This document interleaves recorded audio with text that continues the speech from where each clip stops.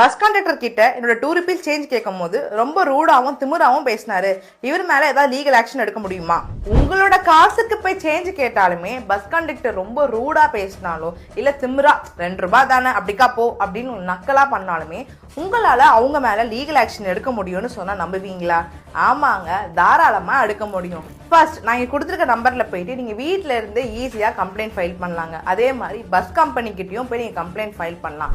Second, எல்லா டிஸ்ட்ரிக்ட்லயுமே ஹார்டிஓ இருப்பாங்க. உங்க டிஸ்ட்ரிக்ட்ல யார் ஹார்டிஓ அப்படின்றத பார்த்துட்டு அவங்க கிட்ட நீங்க போயும் கம்ப்ளைண்ட் பண்ணலாம், இல்ல ஆன்லைன்லயுமே கம்ப்ளைண்ட் பண்ணலாங்க. முக்கியமா அந்த பஸ் நம்பர் என்னது, அந்த பஸ் எந்த ரூட்ல போகும், இந்த பஸ் கண்டக்டரோட நேம், இதெல்லாம் நீங்க தெரிஞ்சு வச்சுக்கிட்டாலே போதுங்க. அதே மாதிரி இதுக்காக உங்களால காம்பன்சேஷன் வாங்க முடியும் நீங்க சொன்னா நம்புவீங்களா? ஆமாங்க, நீங்க கன்சூமர் கோர்ட்ல கூட கேஸ் ஃபைல் பண்ணி காம்பன்சேஷன் கூட வாங்கலாங்க.